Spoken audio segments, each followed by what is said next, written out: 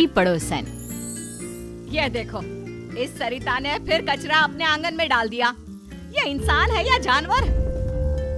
कचरा कहीं भी हो, कूड़ेदान का रास्ता ढूंढ ही लेता है। तुमने मेरे घर को कूड़ेदान कैसे कहा है?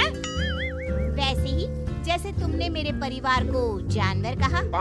देखो, मैं राकेश भाई साहब का लिहाज कर रही हूँ, वरना क्या, मैं भी मुकेश भैया की वजह से चुप हूँ। राकेश की पत्नी सरिता और मुकेश की पत्नी विनीता के बीच ये झगड़ा रोज की बात हो गई थी, लेकिन हमेशा ऐसा नहीं था।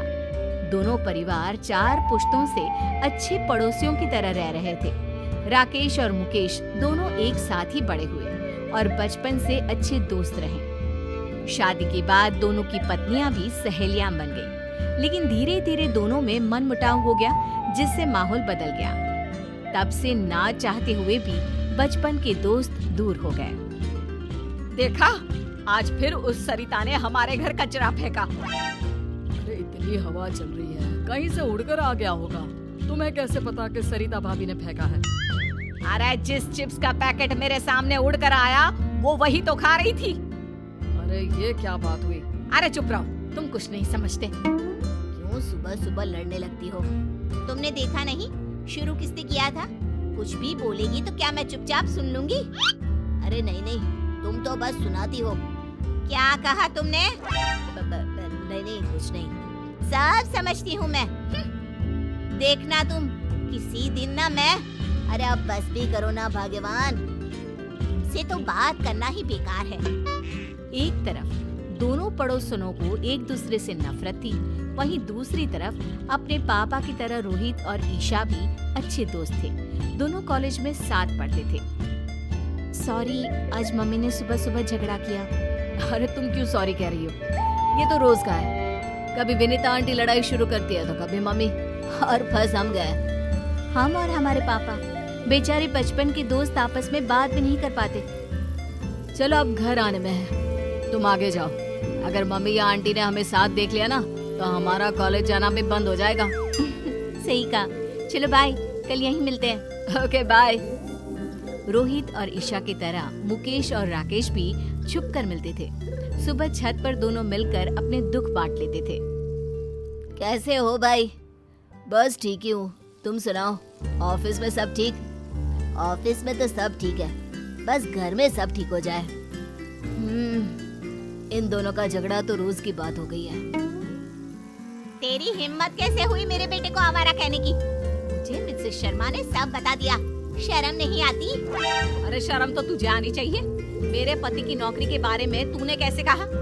वैसे तो मुकेश भाई साहब करती है, और पीठ पीछे ऐसी सोच। अरे उल्टा चोर कोतवाल को डांटे, खुद की चोरी पकड़ी गई तो मुझ पर इल्जाम लगा रही है। ये सब सुनकर मुकेश और राकेश छत से नीचे भागे। रोहित और ईशा भी बाहर आ गए। आज के बाद मेरी और मेरे घर वालों की बात भी की ना तो मुझसे बुरा कोई नहीं होगा। अरे तुझसे बुरा तो कोई है भी नहीं, और मुझे क्या पड़ी है तेरे घर वालों से? भाड़ में जाए मेरी बला से। दोनों गुस्से से आग बबूला होती अपने अपने घर चली जाती है और बचा हुआ गुस्सा घर वालों पर निकालने लगती है। तुम्हें क्या हो जाता है बार बार? अरे होगा तो अब कान खोल के सुन लो। आज के बाद अगर गलती से भी राकेश भाई साहब से बात करते दिखे ना तो तुम्हारी खैर नहीं। लेकिन माँ, अरे तू चुप कर, तुझे भी वो रोहित से बात करने की कोई जरूरत नहीं है। याद रखना, मुझसे बुरा कोई नहीं होगा। देख लिया तुमने अपनी भाभी के तेवर? आज से सारे रिश्ते खत्म। अब अगर छत पर तुमने मुकेश भैया से बात की तो? अरे तुम्हें कैसे पता कि हम छत पर मिलते हैं? तुमने क्या मुझे बेवकूफ समझा है? अगर तुमने मुकेश भैया से बात की तो मैं मायके चली जाऊंगी। अरे क्या माँ, जरा सी बात में। तू भी सुन ले हीरो, अगर कॉलेज में ईशा के साथ बात की तो अपनी माँ को भूल जाना। सरिता और विनीता के रोज रोज के झगड़ों को खत्म करने के लिए रोहित और ईशा ने प्लान बनाया और चुपके से राकेश और मुकेश को कॉलेज के कैंटीन में मिलने बुलाया। अरे बच्चों, हमें यहाँ क्यों बुलाया? हाँ, अगर तुम्हारी मम्मियों को पता चल गया तो हम चारों की चटनी बना देंगी वो। पापा, मुकेश अंकल, हमने मम्मी और आंटी के झगड़े को खत्म करने का प्लान बनाया है। कैसा प्लान? देखिए, मम्मी और आंटी दोनों दिल की बुरी नहीं है। दोनों के झगड़े का कारण थोड़ी गलतफहमियां और बाकी चुगलियां हैं। आपने सुना नहीं था? मम्मी को विनीता आंटी और विनीता आंटी को मम्मी के खिलाफ वो शर्मा आंटी ने ही तो भड़काया था। हाँ, विनीता तो बल्कि रोहित की हमेशा तारीफ करती है। कहती है इतना समझदार लड़का है, पढ़ाई में भी अव्वल है। सही कह रहे हो।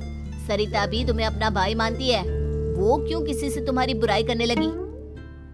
बस पापा, इसीलिए हम चाहते हैं कि दोनों को एक दूसरे की अच्छाई का पता चले और झगड़ा भूलकर दोनों में दोस्ती हो जाए।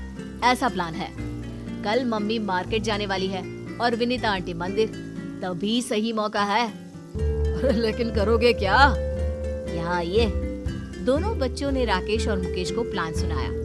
लेकिन बेटा, कोई गड़बड़ तो नहीं होगी ना? डोंट वरी अंकल, हमने अपने दोस्तों के साथ मिलकर प्लान बना लिया है। सुनो जी, कल मंदिर जा रही हूँ मैं। अब ठीक है, आराम से जाना। हेलो रोहित बेटा, तुम्हारी आंटी निकल गई है। All the best. सुनो जी, पैसे दे दो, मैं मार्केट जा रही हूँ। अब हाँ, टेबल पर रखे हैं और मैंने सामान की लिस्ट भी बनाई है, वो भी लेते जाना। बेटी ईशा, तुम्हारी आंटी निकल गई है, जरा ध्यान से। जैसे ही विनीता मंदिर से बाहर आई, उसने देखा कि वहाँ भीड़ लगी है और लड़ाई हो रही है। उस लड़ाई में उसे एक जानी पहचानी आवाज सुनाई दी। वो तुरंत पास गई। आंटी आ रही है, चलो नाटक शुरू करो। अरे पैसे तो देने ही पड़ेंगे, तुम्हारी वजह से हमें चोट आई। देखो, एक तो तुम रॉन्ग साइड आ रहे थे, ऊपर से एक बाइक पर 3 सवार। स्पीड तुम्हारी ज्यादा थी और इल्जाम मुझ पर। गलती किसी की भी हो, पैसे तू ही देगा, और ना दूं तो आज मार मार के तेरी हड्डियां तोड़ देंगे और तेरी ये बाइक भी। देखो, मैं पुलिस को बुलाऊंगा। तीनों लड़के रोहित के साथ धक्का मुक्की करने लगते हैं। ये देखकर विनीता बीच झगड़े में कूद पड़ी।